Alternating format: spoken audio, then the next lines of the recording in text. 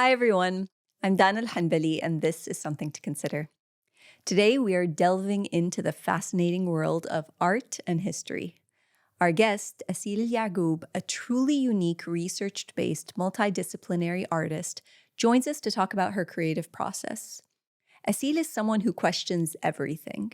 And in questioning, she navigates how to express her findings through a rich blend of mediums, like video, installation, drawings, and sculptures. The focus of her work is Kuwait's diverse historical narratives and how they intersect with the present. What sets her apart is her academic approach, which weaves together the realms of history, architecture, and cultural sociology. Her work has been featured in exhibitions spanning from Quebec to Berlin, Brooklyn to London, and more recently in Al Ula in Saudi Arabia. In Kuwait, her project, The Graduation Ceremony, was showcased at the Sultan Gallery, which received attention and acclaim. And while the list of accomplishments could go on and on and on, as she has served as a curator for the Kuwait Pavilion abroad and earned awards for her work from institutions like Art Jamil, our conversation is rooted in the message behind the medium. We explore the nuances around identity, along with questions about the role of colonialism in the culture and the history of the region. I hope you will find something to consider. If you enjoy the episode, do let us know in the comments section. We love hearing your feedback. And please do follow or subscribe to the show on the platform you're listening to it on. That way you'll be up to date on new episode drops. Enjoy the show. Aseel, welcome to the show. Thank you for having me. Thank you for being here. I wanted to open up, I usually open up these types of conversations with more of a broader question to help us get a little bit of context about you. So, what do we need to know about the context of your life to kind of understand how your path led you to pursue art as a career or maybe even a lifestyle in your case?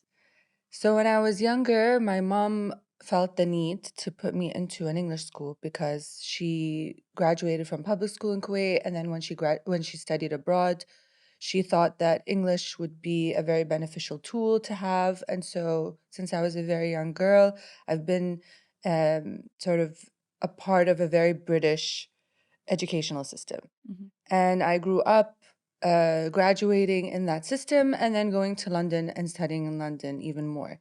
And so my knowledge of identity and who I was, and even the way I was thinking and dreaming and talking, was predominantly influenced by the British pedagogy, basically. So the path led me back full circle in trying to understand who I am by countering that education. And so that it did become a tool, but inevitably that was a tool I used against the system itself in order to understand why we were prescribed certain topics and we were denied our own historical sort of facts or narratives or trajectory.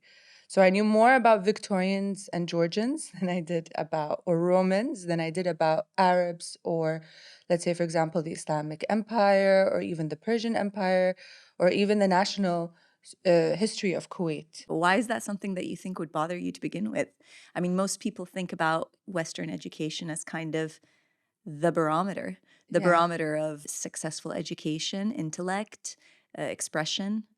I think it hinders you to some extent because it denies you, it creates these sort of blindfolds or blinders that deny you from seeing alternative histories, because Western history is very linear, and the way we understand history is it's basically the way that they define history and how they write history.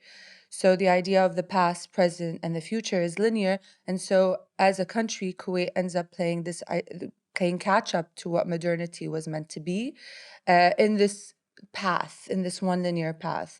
And so it denies you not just education wise, but even theoretical thinking or critical thinking to understand outside of or to think in parallel or in tangent to what Western history defines as a trajectory.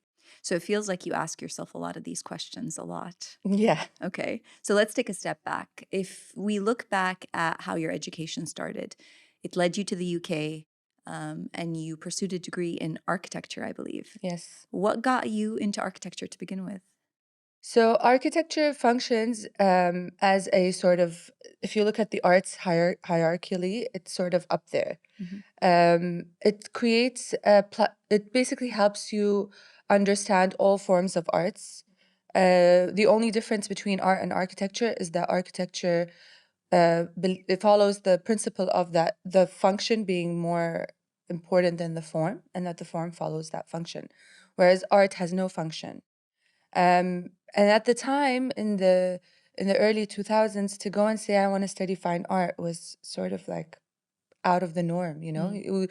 We as Arabs have this idea of like you need to be an engineer, a lawyer, or a doctor, and we can't come out of these sort of definitions of what a career is because of the fact that we have no supply for them. So I mean, I thought about it as well. It's like, well, what if I become an artist and I come back, which has always been my dream. How am I going to, where am I going to go, you know, institution wise, culture wise, you know, in Kuwait, you know, it's not there yet to pursue a career. But then after architecture, I was like, you know what, I tried it, you know, and the idea of art as a hobby wasn't for me anymore. Mhm. And so I pursued my master's in it, and that became my permanent practice. So it was almost kind of the vehicle that got you into that artistic role that you always aspired to. Yes, and it helped me also understand different forms of art. So the my architectural background actually helped me become a conceptual artist, because yes, there is a function. If the function is uh, thought or theory or criticism, and so the question becomes the function of the work, and then the form follows that function. So that's how I sort of pursue my practice, is by merging the two together. Because when you talk about art in a conceptual way, it kind of lends itself to also a big part of how you develop your art, which is through research, through this idea of consistently asking questions and challenging, if not the status quo, ideas about the status quo. And I almost feel like the science of it almost goes against the expression side of art. You know, forgive my ignorance, but I'd love to kind of understand more. How does the science of conceptualization move into becoming art? Doesn't it make it less art? Mm, it's so broad. It's so broad now. You know, I was studying sculpture in my master's, but I could present a video and we'd read it as a sculpture. Mhm. So the boundaries of art can't it's so blurry of what is and what isn't. So then even the idea of like multidisciplinary versus transdisciplinary versus interdisciplinary.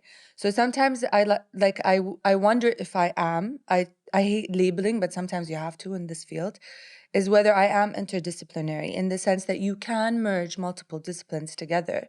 Look at science, look at geology, look at different fields, and then merge them together into something that's formal, which is what is the art at the end of the day. So, how do you transition research, text based stuff, charts, data into a physical piece of work that has no function? Interesting. And the way that's done is usually through, you do it gesturally, or you can do it literally, or you can do it even with text, but the text itself becomes the art form. So it's a matter of stripping away the research and defining it in one sort of holistic way or a comprehensive, nuanced way. And the way that I do it is that, let's say, for example, I'm looking at a vast amount of text. I treat text as though it's an ocean and I'm on a boat and I'm looking for the lighthouse. Mhm. And it's dark and it's, you know, can't see the shore until maybe one sentence in that entire massive book gives me that aha moment. And it becomes a defining sort of premise of my statement, or it may even function as a title of a work. And then how do you visually articulate that? Mhm. So that's the fun part for me. It's like Really?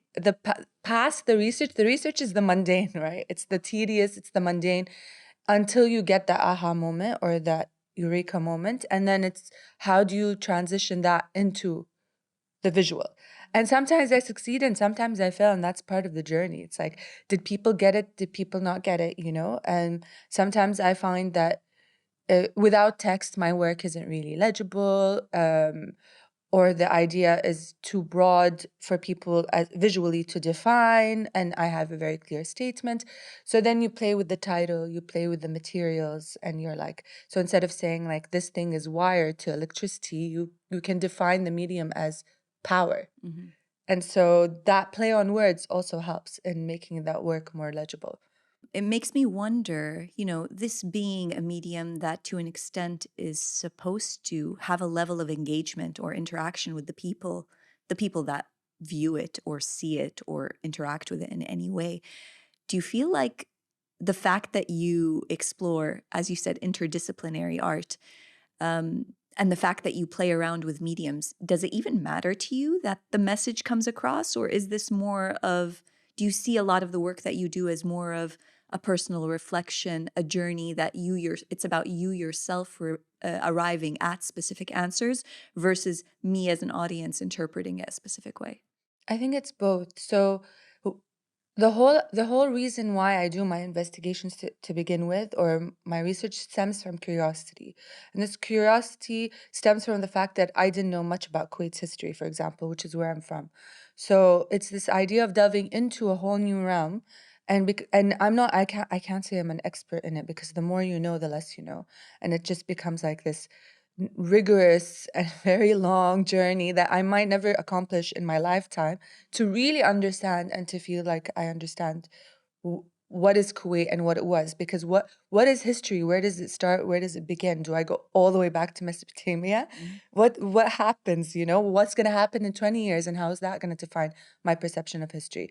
So when I find something and I want to talk about something, or I want to criticize something and bring it to light, it's one for me, and then it's for the rest of the audience that are witnessing the work, saying, did you know this? Did you hear about this? Have you read about this? Did you know that this and this and that? And so it's like this sharing opportunity for me to have a platform for not just documentation, but for discourse. So having that conversation, sitting and talking to people, meeting new people, being like, yeah, where have you been living? Under a rock? And I'm like, I didn't know. And then other people being like, how do you even find out about this? So it's this idea of just being able to engage and disseminate this information and have a place for us to discuss it through art. So, what was that turning point for you, especially because you were living in what we would refer to as the Western world? Your roots are here, but your entire education was built around, Western education and the limitations that come with that. So, what was it that really sparked your interest in exploring your own identity in this space? So when I went and did my master's in New York, uh, I was approaching my practice. It was political, but I was approaching it by looking at globalization and economics and political science, and talking about the idea of like how many languages exist in the world, and why are some extinct and some aren't. And I was like getting overwhelmed, because it's like, how do you catch up? And this idea of catching up. It's like catching up to trying to understand how the world functions. And my thesis professor, I guess he saw my distress and was like, well, tell me a little bit more about Kuwait. He started asking me questions, and I was getting a bit defensive. Is it like Iran? Is it like Saudi Arabia? I was like, he's like, when was it established? Like, when did you become a nation state? I was like, Kuwait's always been a nation state. And that's where we looked at each other, and he was like, you can't have just always been a nation state. And I looked at him and I was like, okay. And he was like, great. And then I departed from what I was researching and just started with Kuwait. And Kuwait for me became a case study for these universal topics. It's a symptom of everything that's happening around us. And the more I know about it, the more I'm even more intrigued, Mm. because there's so many interesting facts that we are so um, hesitant to define Mm. or to accept. Like what? Like the idea that, so a lot of the things that I criticize is the institutions that we inherited. And I say inherited because they were prescribed. And when I say they were prescribed, by who? And so when we say we were a protectorate, because Kuwait was a protectorate in 1899, signed an agreement with the British. But what is a treaty? What is a protectorate? It's just colonization with a signature. So, and I understand the symptoms that were happening around Kuwait at the time that led to this situation, because it's the idea of protection, and we needed the British to protect us from whatever threats were happening around us, to enable to establish sovereignty. But this idea of us being sovereign, this idea of us gaining our independence in 1961, yet still maintaining the same institutions that the colonial, um, you know, the colonial system imposed, is the side effect of colonialism. It's this idea of not being able to shed or develop what the protectorate gave us. And when you say ideas, you're talking about the way that we define ourselves. Identity plays a role in this, because if your institutions and your like the cultural, the economic, even the idea of like the military, for example, if these institutions are repeating rather than representing what the nation needs and what it should do, like just go to any bureaucratic system in Kuwait and you'll realize that even the idea of switching to an e-government was like super scary, because of the idea of what that bureaucracy means and the idea of holding on to it, because of this idea of believing that this is the best thing. This is the best legitimate way for us to do things. So that was sort of why I continued to dig and dig and dig to try to understand why and how. And the works that I generate out of that develop into even more rigorous questions and harder questions, because I'm starting to see more. I'm starting to connect the dots more. And I wonder if people also see the same thing. And I'm open to the debate of this, you know?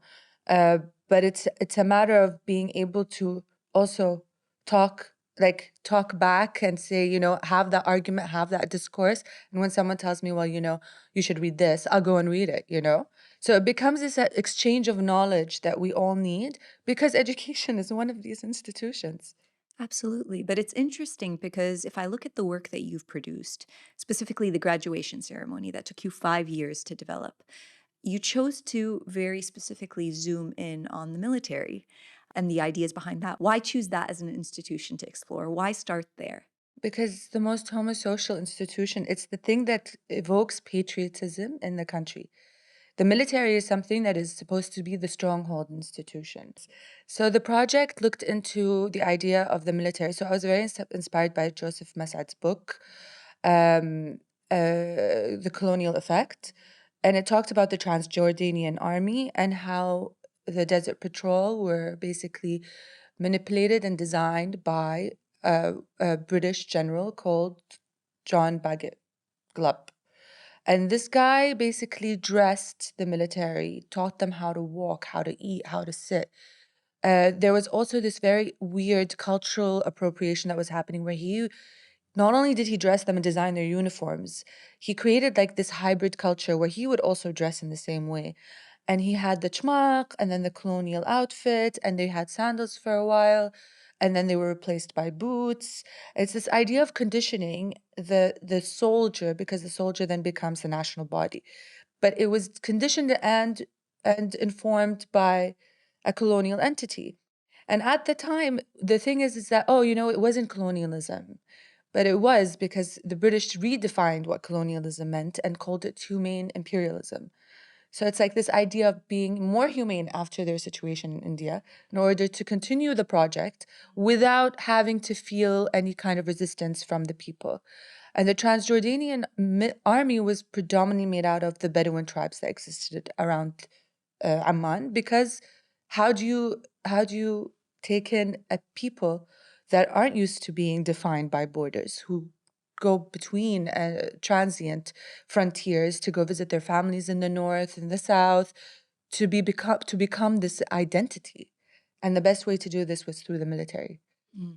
And so then I go into this deeper, and I find I love YouTube wormholing. Like, this is my favorite thing to do. And I find a video of Sheikh Abdullah Salim with King Hussein, with they called him Glub Pasha, Mm-hmm. standing together about to see the Transjordanian military parade. And I think this was the moment where Sheikh Abdullah Salim was like, I really like this, it's pretty cool, and brought it to Kuwait. Wow. And you'll see it initially start with the National Guard, the chmaq, the colonial outfit, and then it became a larger thing, and it was sort of almost like a disease spread into the military institution, where in one of my works in a video you'll see that the British Army at the time in the 60s were wearing these leopard sort of, they'd ornament themselves with leopard skin in the Marshall Band because it's their way of like, say, you know, Africa, India. So these are their trophies. Why is Kuwait wearing it? Yeah, I was just going to say, they actually did that?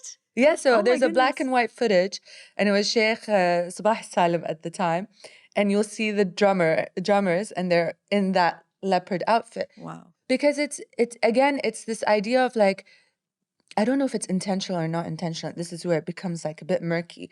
But if it's not intentional, it's this idea of trying to mimic, right? It's colonial mimicry or imprinting, where we look at the British and we say they're up here, and the best way for us to understand who we are is by mimicking some of the things that they do and appropriating that, and then saying this is part of our tradition. Because that is what gives us credibility in the eyes of the West. Exactly.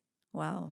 And when you say that something like this took you 5 years to develop, what does that research process look like? So it's research and then producing work. Okay. So it was both at the same time. So it started off with me doing these drawings of various military performances. And it all started because in 2015, I believe, I received a WhatsApp video of the Saudi special forces creating a sort of a performance or a demonstration right before the Hajj pilgrimage. So it's like this idea of being like, you know, you're protected, we will be there, and terrorists beware, you know? And that performance for me was eye-opening because they were jumping and somersaulting and shooting backwards using a telephone, you know? It was impressive. It was like Pirates of the Caribbean meets the military, you know? It was like I was clapping as I was Wow. watching. So it was entertaining. And it was also interesting for me to see, oh wow, Saudi's military is pretty strong now. Then I go into that wormhole where I look at Tunisia, I look at Jordan, I look at Kuwait, I even looked at the IOF, and I just kept looking into regional military demonstrations and became extremely fascinated by the idea of performance and how that looked like, and what is the theater or the stage in which these performances take place in terms of the architecture, in terms of the choreography. And then again, I took on too much and so said focus on Kuwait and just focused on Kuwait and started to make these links where I'd read this book and that book, you know, and try to understand like who is this Glub Pasha, and started to realize that this Glub Pasha had a huge influence in the region, and it's worthy of trying to make that connection between Kuwait and Jordan, although they're nowhere near each other in the sense of like not even border sharing. And how has this influenced us today? And there are some, I mean, he claims that he is the main designer of the red and white schmuck. Wow. So he says that this was his way of separating or predefining two nation states, which was Palestine and Jordan. Mm-hmm. And the way to differentiate them is through the dress and through the idea of linking identity to cultural tropes or cultural items. And so the shmaq became nationalized, but it also became widespread. No longer became a Jordanian thing. Correct. So when I ask people, it's like, do you believe this guy or not? And they'd be like, well, you know, never believe what's written by, you know, the people who write history. But at the end of the day, ask them a question of, well, then who's the original designer? And you can't find that because this is our issue as especially in the GCC. It's that there came a point where it's very difficult to legitimize history because most of it was oral or most of it was written but not authenticated, you know. So how we've had history written for us for the longest time, and so I go to the British archives all the time to try to understand what happened in Kuwait at a certain point, and I'm like, what? Where's our anecdotes, you know? And they exist, but for some reason they're not highlighted or they're not very apparent or easy to find, and so people become interesting sources.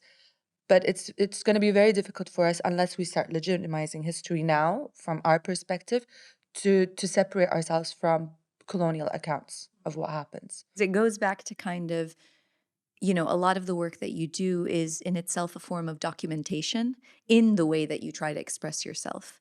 Your art has a lot of layers to it, okay? And a lot of it relies on a lot of this written history, this history that exists, a narrative that was developed by someone else. But in a weird way, you're trying to say something about us, our history, and how we define ourselves. What do you feel this has revealed to you in terms of how we need to move forward, in terms of our identity and owning up to it and documenting it and finding ways to kind of tell that story to the generations to come? Mm.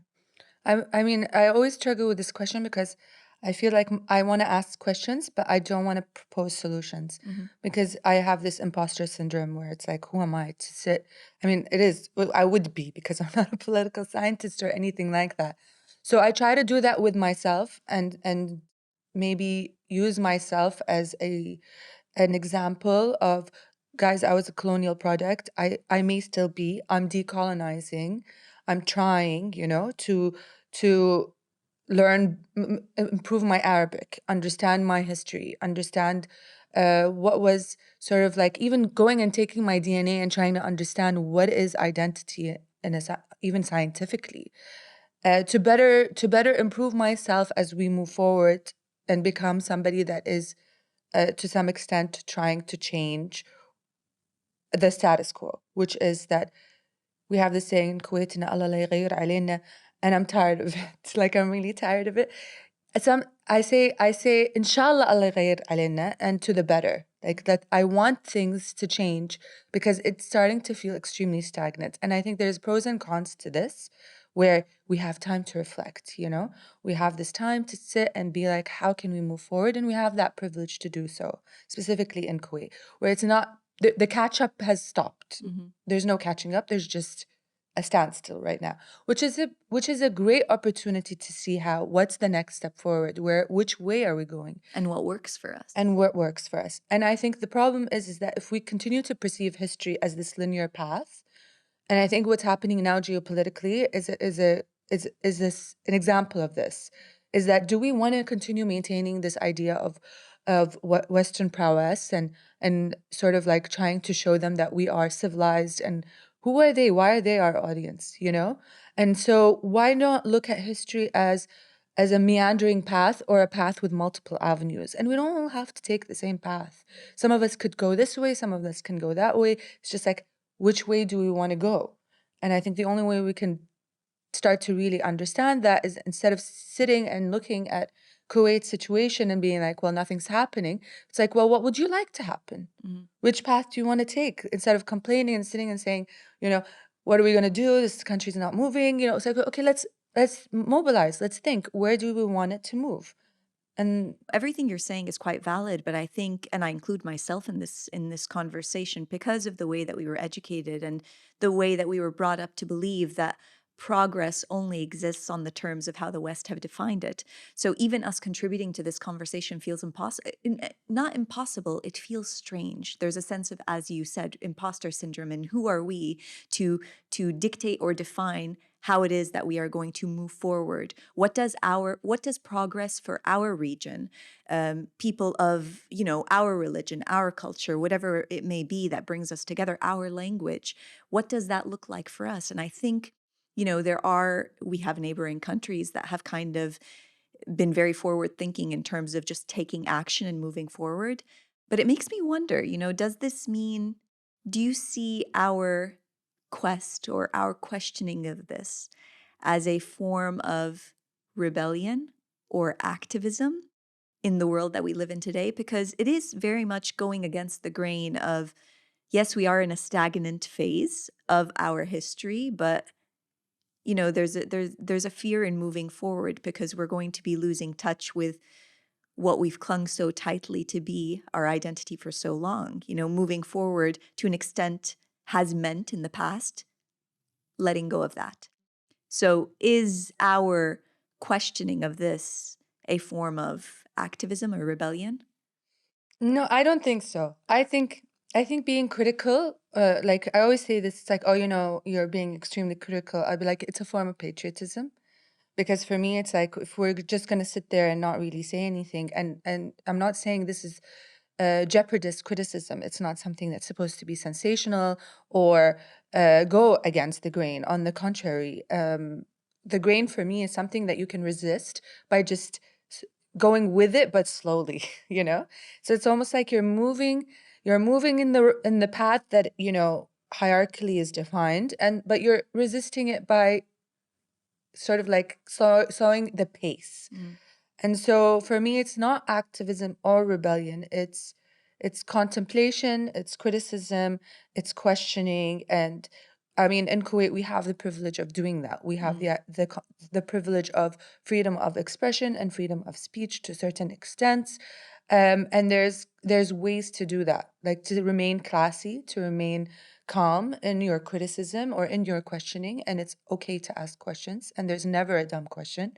And so I feel like best places for me so far have been when I'm invited to Kuwait University, or I'm invited to Gust, or I'm invited to UK, and I'm part of the new generation, and I'm sitting and I'm talking about my work and having that conversation with them. I feel it's starting to have some sort of impact. Mm. And I'm noticing that the younger generation is more aware, you know, it's just more hyper aware of everything that's going on. There are a lot of distractions, but I no longer like I no longer I feel like I learn more from them than they're learning from me to some extent. So there is hope also. It's just a matter of the tools that you use and the wording that you use that help in that questioning to reach a wider audience, a much wider audience. I love how you said that criticism is in itself a form of patriotism. And I'm curious, how has your relationship, the more that you invested in understanding how we got to where we are today in terms of where we are in Kuwait as an identity, as a people, as a government, even, how has that changed your relationship to Kuwait as a Kuwaiti? And has it affected how patriotic you are and how you speak about Kuwait? Yeah. Not even externally, internally. Yeah, for sure.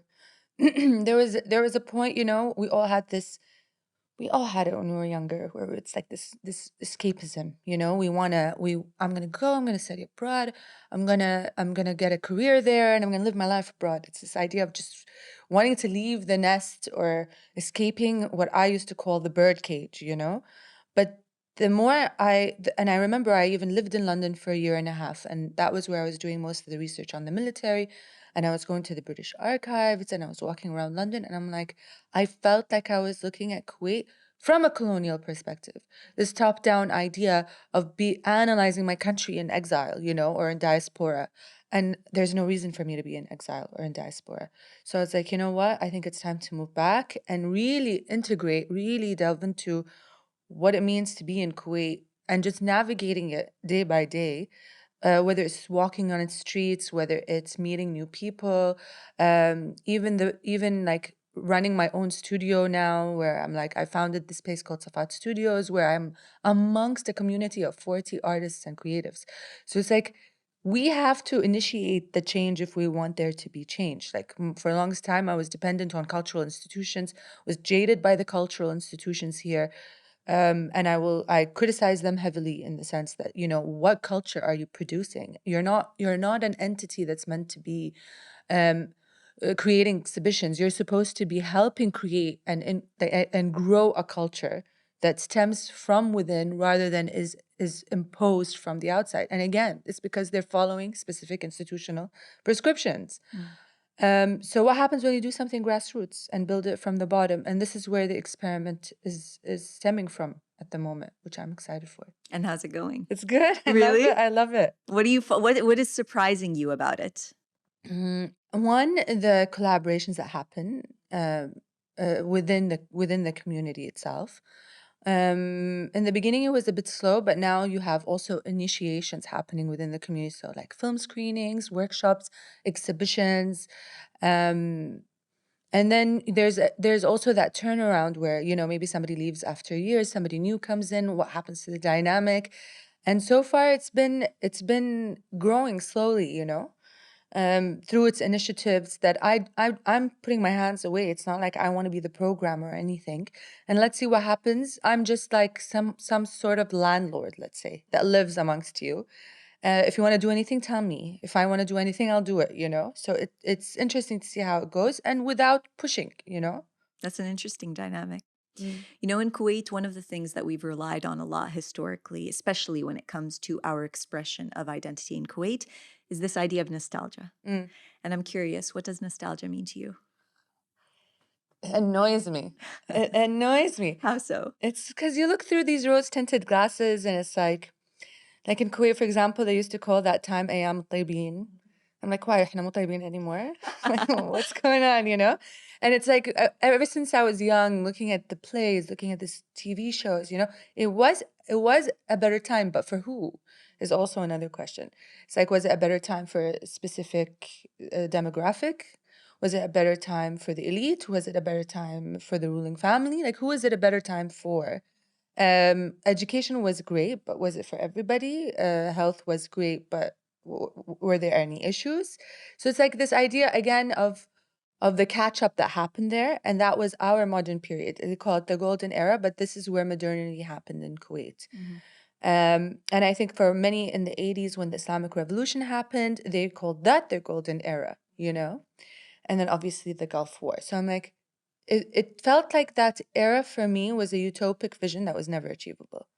And that's why I criticize national nostalgia. It's because we're holding on to a past, and it's good to go back and forth through history and through the markers that we experienced in Kuwait, but not to latch on.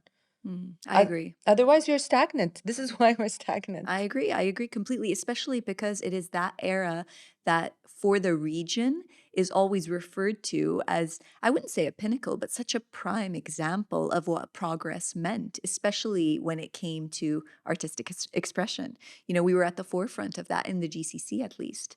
And it's referenced quite a bit now. Yeah. You've also started to delve into a different artistic form of expression, which is filmmaking. Yeah. And I'm curious, you started in architecture, moved into research, a variety of different mediums, and now you're looking at it through the lens of a literal camera. How did you get into filmmaking?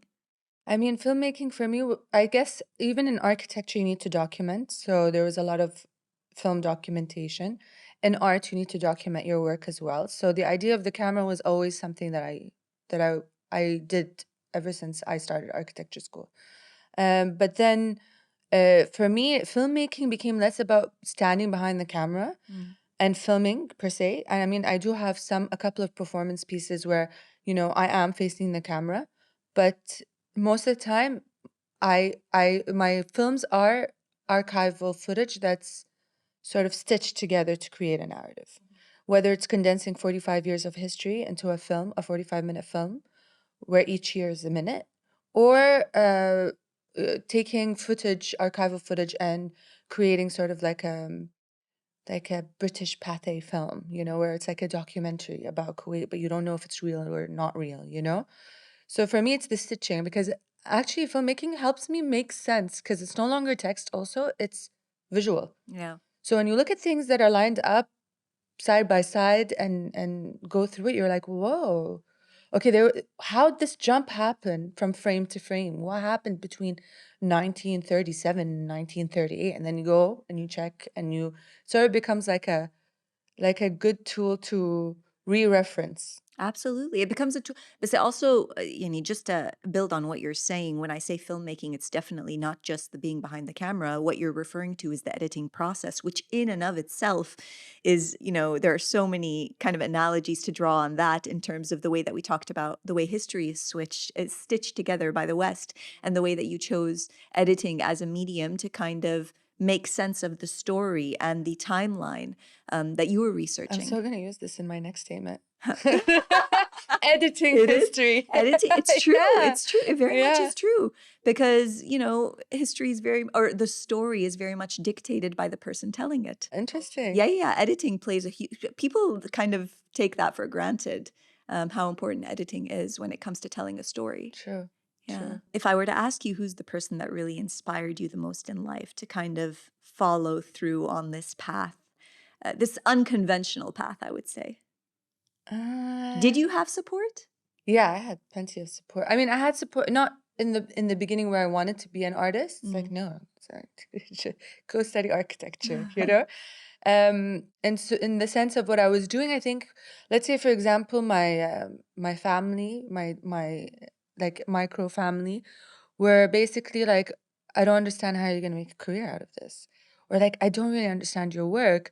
Now they totally get what I'm doing and what I'm saying because I talk about it at dinner, I talk about it over lunch. So it's like they're getting my ideas, they're getting my concepts, and they'll come to my exhibitions and be like, yeah, like they're starting to even know my work if I were to hide it amongst other works.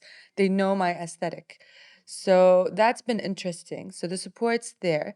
In terms of inspiration, in terms of like life or in terms of like my work? Which do you mean? Both. I mean, I think people are sick and tired of me saying my mother.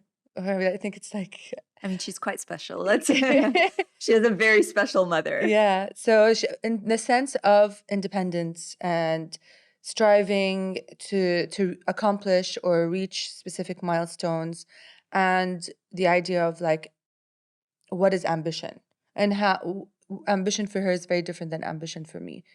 um and this idea of just, you fall, and when you fall, you take two steps forward. It's this idea of like the quotes I was getting from her while I was growing up was very inspiring and led me to pursuing what it is that I wanted. And it's always an argument with me and her. It's like, but I learned that from you, whereas in the real in my art, in my career, it's interesting because everyone says, who's your favorite artist? I'm like, I really don't have one. Mm. I think it's really weird to look at other artists and be like, they're my favorite artist, or I'm inspired by this artist, because we're all supposed to be part of the same, um, sort of trying to be the same thing, The same thing, what do you mean? the same, like we're all practicing the same thing. We're all practicing our art, whether it's specific different mediums, but like we're all practicing with the same thing. It's like almost saying like to a doctor, who's your favorite doctor? Mm. It's kind of weird. It's like, I don't know. It's like, depends which field. I understand what you're saying, especially when it comes to, at the end of the day, everyone in his own way has his own unique voice, their own unique way of saying what it is that they're trying to say. But if I were to ask you, is there someone that you admire in terms of their ability to take their ideas, to take their voice and turn it into something that sparks conversation, potentially has sparked change? Mm. Is there anyone that kind of comes to mind? Not in the art field, but a lot of political activists, for example. Really? Yeah. Like who? Like Mohammed al-Kurd, for example, where he started, where he came from, and where he is today. Other people like that, where you follow them from the beginning and see where they end up. So for me, they're the ones that I admire because they're in the forefront and they're the ones who are really actively, like they're the ones pushing against the grain. So they become a source of inspiration for me because for me, it's like, okay, well, this is the idea of like, what do you have to lose versus what you can't lose. And in order to have a voice, sometimes, for people where they have nothing to lose, they can amplify it and be as loud as possible. But for people who don't want to lose their voice because they might lose it, they need to find really strategic ways to go around things, That's true. Where some people speak out in exile, some people have to speak out internally. And there are ways to go around, oppressive systems or state apparatuses when it comes to expressing yourself. Mm. And this type of navigation, I get inspiration from these voices in order to do it through my art. Well, being a Kuwaiti artist, what challenges have you faced, especially because you chose topics that explore this idea of nationhood, questions around patriotism, questions around Kuwait's history, and the role colonialism has played? What are the challenges that you faced in finding your voice and in sharing your thoughts? Mostly, why do you speak in English? Really? Yeah, mostly. Why are you speaking in English? Why aren't you speaking in Arabic? Why is nothing in Arabic? Or why is it predominantly in English? Why is she speaking in English now, if she's going to be talking about Kuwait? And I always tell them, like, you're right, I shouldn't be speaking in English. I wish I could ideally speak in Arabic, but I represent that thing I'm criticizing. Yeah. And I admit to it, and I'm saying that, well, I am a colonial product. And I wish I could learn. I'm learning, and it's much better than where I was like 5 years ago, I have to say. So reading, writing, communicating in Arabic is helping me to develop that tool. But at the same time, it's like there's also benefits to speaking in English because who am I also addressing? Exactly. Who's your audience? Exactly. So yes, I have my local audience and I do want to speak to them. And most of my exhibitions are actually in Kuwait because of the fact that my audience is in Kuwait. But in other situations, it's like, well, I also want to speak in English because I need to speak out, Absolutely. and not just to Kuwaitis, but to other nations and other countries that face the same sort of dilemmas that we're facing. And this is how I get introduced to group shows and then put together with other artists. And that's where the discourse connects with other places. And then the idea of how to decolonize becomes a global thing and not just a micro regional thing. Absolutely. And I share in your struggle when it comes to language as well. I am also a product of a colonialized education system. But I've also come to terms with the idea that there has to be an understanding that we have a role to play in the conversations that happen on a global scale when it comes to representing our side of the story, whether it's where we're from, what religion we believe in, our culture. And that's not going to be Arabic is not the universal language for that. It is English. So I also do think that there is a space for people like us who do have that ability. And I think the best example is the one that you said, Muhammad al-Kurd. He is, although Arabic is his first language and a lot of his poetry starts in Arabic, the way that he was able to amplify the Palestinian story was in his beautiful ability to articulate it in English to a much wider audience who today, whether they agree or not, can come away from watching him speak or reading his books with at least, I don't know if it's balanced, I hope it's more balanced, but a better idea, a better representation of what it means to be Palestinian. Yeah. Um, He broke the sort of misconception of what a Palestinian is. Absolutely. Amongst many others as well who do the same, and they're very articulate with their English. You'd think they wouldn't be, right? The world would think they wouldn't be because of the way they're portrayed. And it's the same with us. It's like sometimes we have to wear the same clothes. And a lot of colonized countries did this. It's like in Africa and India, where you have this idea of looking like your colonizer in order to be able to be accepted by your colonizer, yet alone to have that discourse with them, to be able to speak in their tongue. Absolutely. In order to be able to fight their tongue at the same time. But I feel like today in this world, in the world, and what's happening currently, it's like this idea.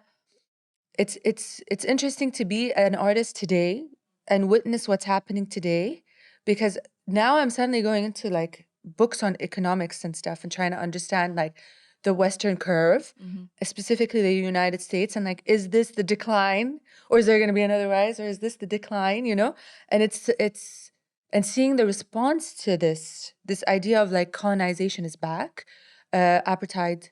It's like who would be, the whole world's using this word now, this idea is coming back beyond the post-colonial studies department With a vengeance. with a vengeance. Yeah, with a vengeance, and with people questioning it, and with people, especially with what's going on now, everything that has happened after October 7th. I don't think the world we are going to be living in moving forward is going to be one where anyone is going to accept the status quo. It used to be a select few that would question, a select few that would opt out of kind of, just being. Yeah. So it's going to be interesting. Not just Palestine, so Sudan, Congo. Oh my God. Absolutely. People are now, I feel like, waking up to the concept of we've been asleep. 100%. We've been asleep. Even someone like me who studies, who reads a lot on post-colonial studies and about concepts of decolonization, I'm learning more now within this short period about what's happening in the world that I was blind to as well. Absolutely. ومو بس learning more. I think right now the awakening brings with it a responsibility of, no, you stand for something and you now have to do something. You have to act on it. It's not enough to just have an opinion on it. Yeah. Now that we know, what are we going to do with this knowledge? How are we going to change things? What role am I going to play? whether it's, in your case, the role of an artist, in my case, the role of an entrepreneur. How am I going to be making impact in my own way? Yeah. I'm curious, why have you opted out of having any sort of formalized representation in the art world? So there was it was there was a time where I thought this was the only legitimate way to become an artist, because what gallery representation does is that it legitimizes you. Mm. It defines you. First, you're defined within the ethos of the gallery. So if you're represented by an Arab or non-Arab gallery, is this gallery, let's say, for example, an Islamic gallery versus a conceptual gallery versus a painting gallery. So there's all of these like pigeonholes that you try to see, where do I fit in? And then you come to the realization that, well, maybe I don't fit in anywhere. And even if a gallery wants to represent me, and there's been situations where I was like, do they even understand what my work is about? And do I really need somebody to define it for me? And do I really need somebody to sell it for me? Mm. The art world, it's in itself, is also something that I criticize a lot, because again, it's like you're only deemed an artist with a capital A if you are defined by one these galleries, and these galleries are predominantly Western galleries.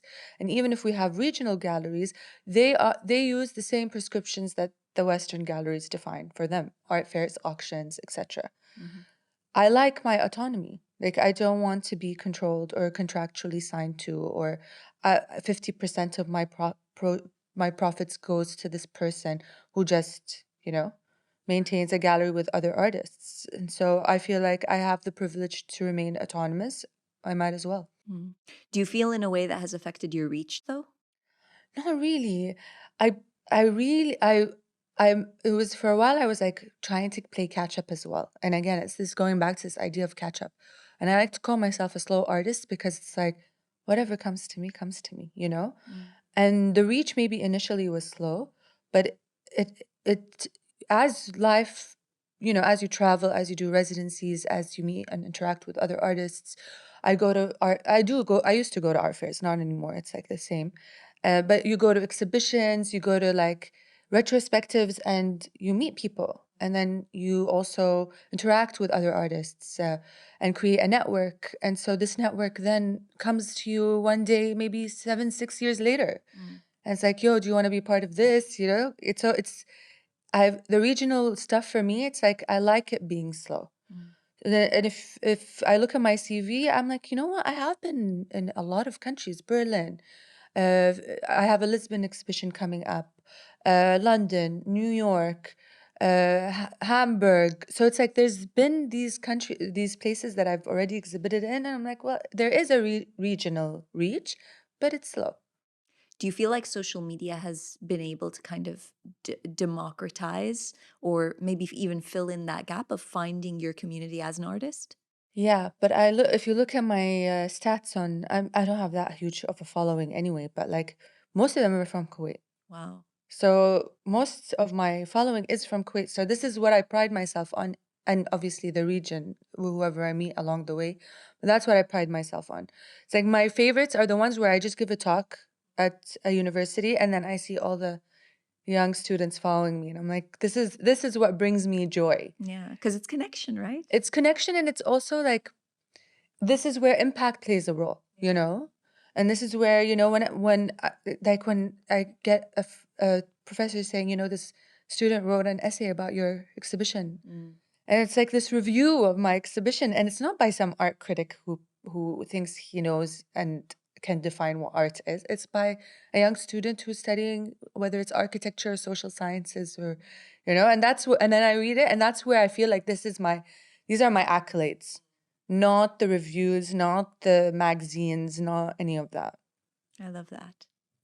Aseel, I usually end my interviews with a request. Okay. We've had a great conversation around identity and your artistic process and gotten a better understanding around how this idea of questioning could lead you down these different paths of expression that to some may be deemed rebellious and to others necessary for change. If I were to ask you, is there something you would want me to consider? Do you have a question for me? I do actually. Tell me. Consider reading a really large book in Arabic. Ooh, ooh, talk about intimidating. I think I love that, actually. Thank you for that. I will consider that. And I want to make it my mission. You know, I actually have them at home. I just haven't had the patience to go through them because I'm so intimidated by it. Yeah. I'm intimidated by so much of the nuance that I lose because of my command of Arabic. I'll send you one that's easy to read. Okay, Start from there. awesome. Well, thank you. How can our audience reach you if they're interested to learn more about you or would like to connect with you? I guess my website, which is my full name, Mm-hmm. or my Instagram, which is my full name. Okay, perfect. I'll make sure to list those in the episode details. I want to thank you so much Thank for the you. privilege of your time. Thanks. It's Thank you for having me. I had so much fun. absolutely. Thank you for Started off a coming. bit like nervous, but now You did great. You did thanks. absolutely great. And to everyone watching, I want to thank you as always for the privilege of your time. I hope you found something to consider.